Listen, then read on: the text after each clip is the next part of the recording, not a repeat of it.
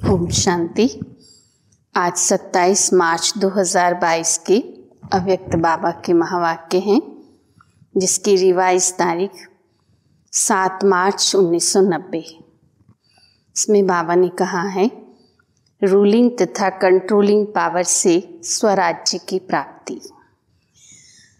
आज बच्चों के स्नेही बाप दादा हर एक बच्चे को विशेष 2 बातों में चेक कर रहे थे। स्नेह का प्रत्यक्ष स्वरूप बच्चों को संपन्न और संपूर्ण बनाना है। हर एक में रूलिंग पावर और कंट्रोलिंग पावर कहाँ तक आई है, आज ये देख रहे थे। जैसे शरीर की स्थूल कर्मेंद्रियाँ आत्मा के कंट्रोल से चलती हैं, जब चाहें, जैसे चाहें और जहाँ चाहें वैसे चला सकते हैं और चलाते रहते हैं। कंट्रोलिंग पावर भी है। जैसे हाथ पांव स्थूल शक्तियां हैं, ऐसे मन बुद्धि संस्कार आत्मा की सूक्ष्म शक्तियां हैं। सूक्ष्म शक्तियों के ऊपर कंट्रोल करने की पावर अर्थात मन बुद्धि को, संस्कारों को जब चाहें, जहाँ चाहें, जैसे चाहें, जितना समय चाहें, ऐसे कंट्रोलिंग पावर, रूलिंग पावर आई है। क्योंकि इस ब्राह्मण जीवन में मास्टर ऑलमाइटी अथॉरिटी बनते हो। इस समय की प्राप्ति सारा कल्प राज्य रूप और पुजारी के रूप में चलती रहती है।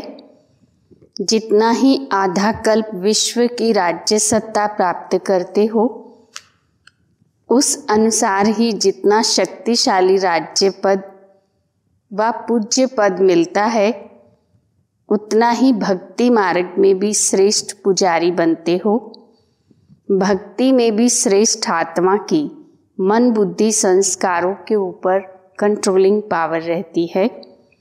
भक्तों में भी नंबरवार शक्तिशाली भक्त बनते हैं, अर्थात जिस इष्ट की भक्ति करना चाहें, जितना समय चाहें, जिस विधि से करना चाहें, ऐसी भक्ति का फल भक्ति की विधि प्रमाण संतुष्टता, एकाग्रता, शक्ति और खुशी को प्राप्त करते हैं।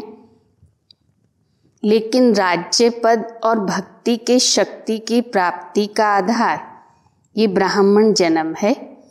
तो इस संगम युग का छोटा सा एक जन्म सारे कल्प के सर्व जन्मों का आधार है। जैसे राज्य करने में विशेष बनते हो, वैसे ही भक्त भी विशेष बनते हो, साधारण नहीं। भक्त माला वाले भक्त अलग हैं, लेकिन आपे ही पूज्य, आपे ही पुजारी आत्माओं की भक्ति भी विशेष है। तो आज बाप दादा बच्चों के इस मूल आधार जन्म को देख रहे थे।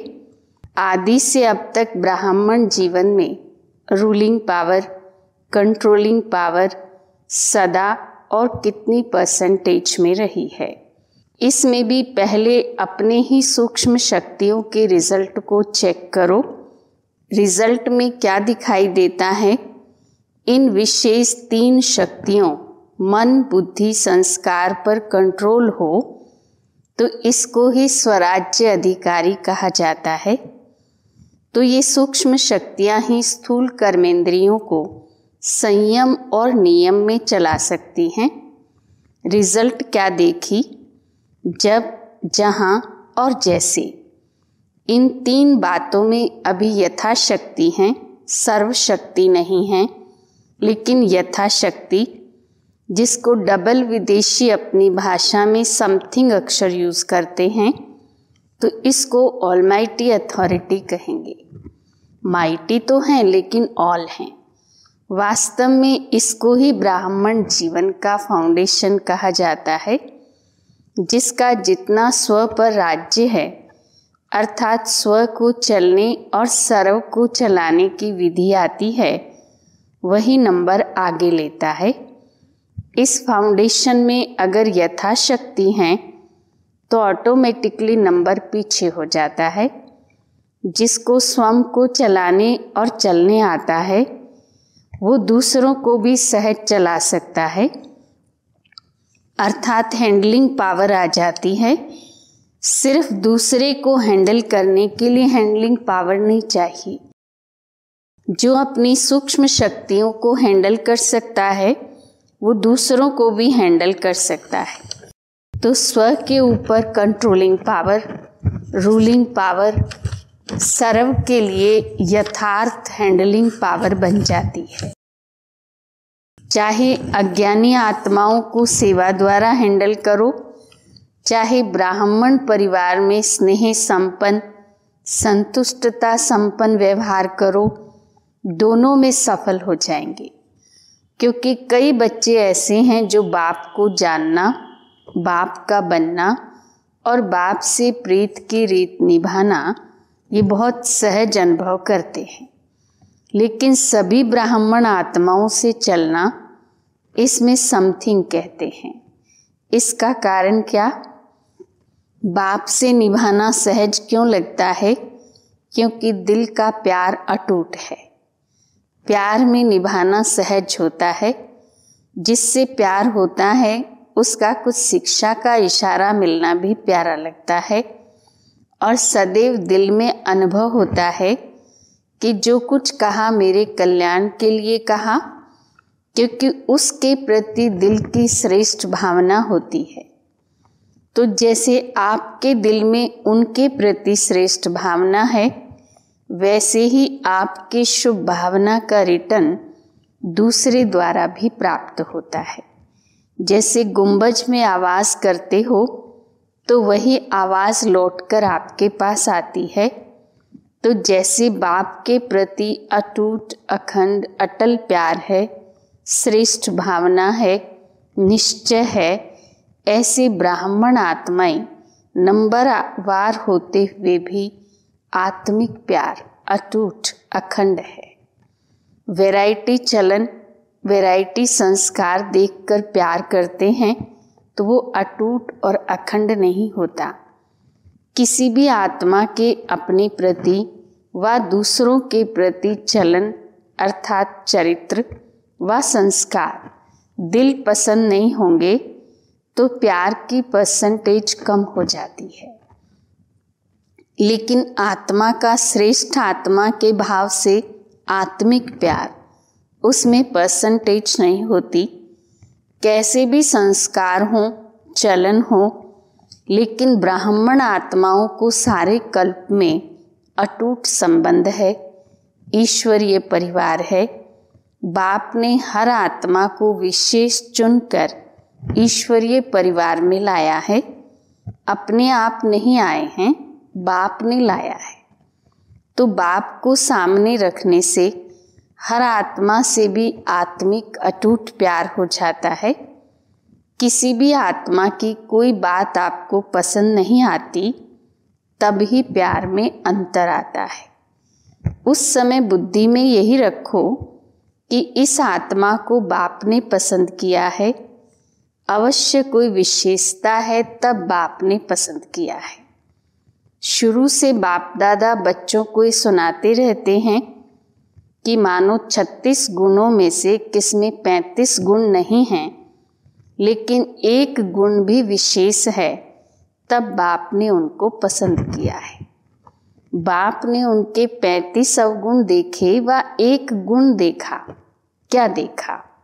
सबसे बड़े ते बड़ा गुण व विशेषता, बाप को पहचानने की बुद्धि, बाप के बनने की हिम्मत, बाप से प्यार करने की विधि है, जो सारे कल्प में धर्म पिताओं में भी नहीं थी, राज्य नेताओं में भी नहीं, धनवानों में भी नहीं, लेकिन उस आत्मा में है। बाप आप सबसे पूछते हैं कि आप जब बाप के पास आए तो क्या गुण संपन्न होके आए थे? बाप ने आपकी कमजोरियों को देखा क्या? हिम्मत बढ़ाई है ना कि आप ही मेरे थे, हैं और सदा रहेंगे। तो फॉलो फादर करो ना।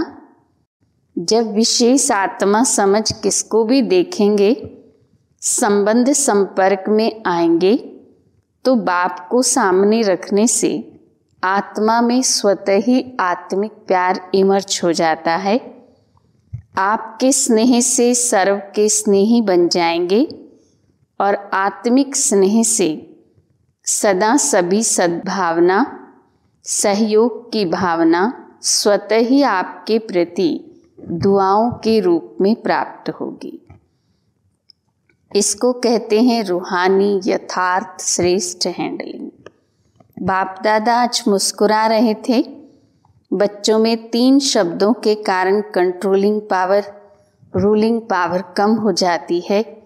वो 3 शब्द हैं वाई, वाट, वांट।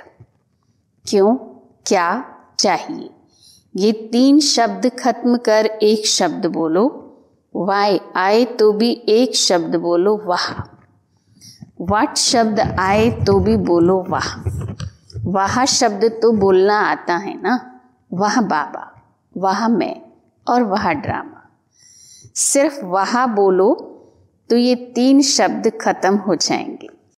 उस दिन भी सुनाया ना कि बाप दादा ने कौन सा खेल देखा। आप लोगों का एक चित्र पहले का बनाया हुआ है जिसमें दिखाया है योगी योग लगा रहा है, बुद्धि को एकाग्रचित कर रहा है, बैलेंस रख रहा है। बैलेंस की तराजू दिखाई है। जितना बुद्धि का बैलेंस करता उतना कोई बंदर आकर बैठ जाता। इन तीनों बातों के बंदर आ जाते हैं तो बैलेंस क्या होगा? हलचल हो जाएगी, बैलेंस नहीं रहेगा। तो ये 3 शब्द बैलेंस को समाप्त कर देते हैं, बुद्धि को नचाने लगते हैं। बंदर आराम से बैठ सकता है क्या? और कुछ नहीं हो तो पूंछ को हिलाता रहेगा। तो इसमें भी बैलेंस न होने के कारण बाप द्वारा हर कदम में जो दुआएं मिलती हैं वह आत्मिक स्नेह कारण परिवार द्वारा जो दुआएं मिलती हैं उससे वंचित हो जाते हैं। जैसे बाप से संबंध रखना आवश्यक है, ऐसे ईश्वरीय परिवार से संबंध रखना भी अति आवश्यक है।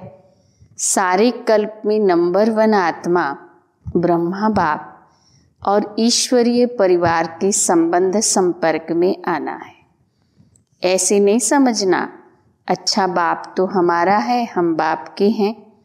ये भी पास विद ऑनर की निशानी नहीं, क्योंकि आप सन्यासी आत्माएं नहीं हो, ऋषि मुनि की आत्माएं नहीं हो, विश्व से किनारा करने वाले नहीं हो, लेकिन विश्व का सहारा बनने वाली आत्माएं हो।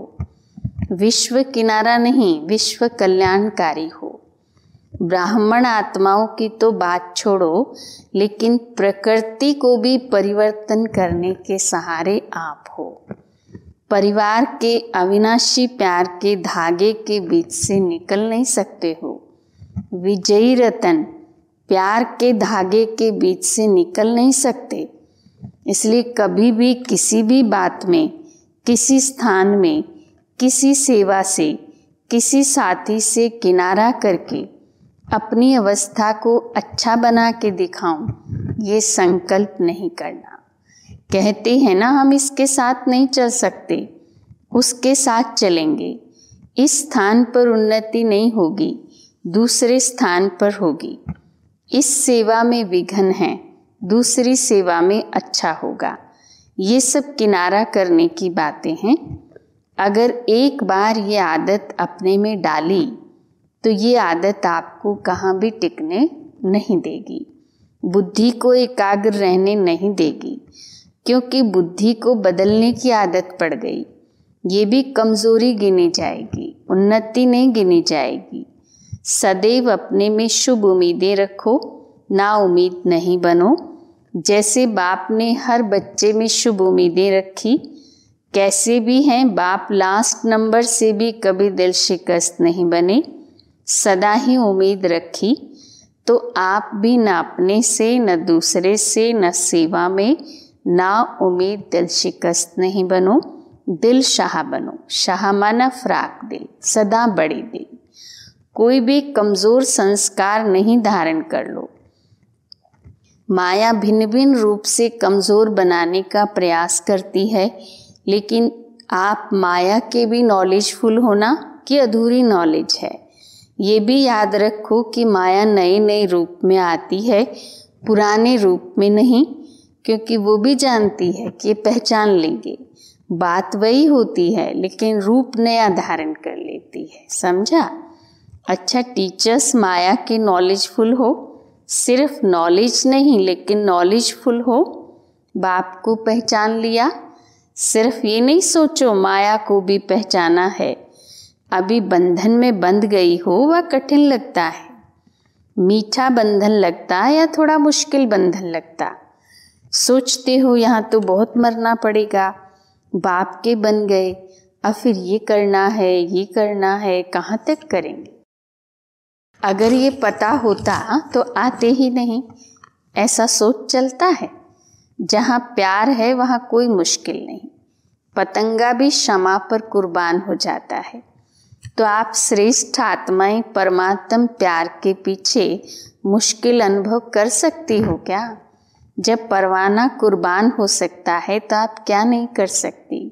जिस घड़ी मुश्किल अनुभव होता है तो ज़रूर प्यार की परसेंटेज में अंतर आ जाता है, इसलिए कुछ समय मुश्किल लगता है। अगर होवे ही मुश्किल तो सदा मुश्किल लगना चाहिए। कभी कभी मुश्किल क्यों लगता? परमात्मा और आपके बीच में कोई बात आ जाती, इसलिए मुश्किल हो जाता है और परसेंटेज में फ़र्क पड़ जाता है। वो बीच से निकाल दो तो फिर सहज हो जाए। बाप दादा सदा कहते हैं, टीचर्स अर्थात सदा स्वयं हिम्मत में रहने वाली और दूसरों को हिम्मत देने के निमित्त बनने वाली, नहीं तो टीचर बनी क्यों? टीचर माना ही स्टूडेंट के निमित्त हैं। कमज़ोर को हिम्मत दे आगे बढ़ाने की सेवा के निमित्त हो। सफल टीचर की पहली निशानी ये होगी, वो कभी हिम्मतहीन नहीं बनेगी। जो खुद हिम्मत में रहता है वे दूसरे को भी हिम्मत ज़रूर देता है। खुद में ही हिम्मत कम होगी तो दूसरे को भी नहीं दे सकेंगे। अच्छा, चारों ओर के हिम्मते बच्चे मददे बाप के अधिकार को अनुभव करने वाले, सदा स्वराज्य की शक्तियों को हर समय प्रमाण प्रयोग में लाने वाले, सदा बाप और सर्व आत्माओं के अटूट स्नेही, सदा हर कार्य में संबंध संपर्क में वाह वाह के गीत गाने वाले, ऐसे ऑलमाइटी अथॉरिटी बच्चों को बाप दादा का याद प्यार और नमस्ते। रूहानी बच्चों की रूहानी बाप को नमस्ते। वरदान। प्लेन बुद्धि बन सेवा के प्लान बनाने वाले यथार्थ सेवाधारी भव। यथार्थ सेवाधारी उन्हें कहा जाता है जो स्व की और सर्व की सेवा साथ साथ करते हैं। स्वयं की सेवा में सर्व की सेवा समाई हुई है। ऐसे नहीं दूसरों की सेवा करो और अपनी सेवा में अलबेले हो जाओ। सेवा में सेवा और योग दोनों ही साथ साथ हों, इसके लिए प्लेन बुद्धि बनकर सेवा के प्लान बनाओ। प्लेन बुद्धि अर्थात कोई भी बात बुद्धि को टच न करे, सिवाय निमित्त और निर्माण भाव के। हद का नाम, हद का मान नहीं, लेकिन निर्माण, यही शुभ भावना और शुभकामना का बीज है। स्लोगन। ज्ञान दान के साथ साथ गुण दान करो तो सफलता मिलती रहेगी। ओम शांति।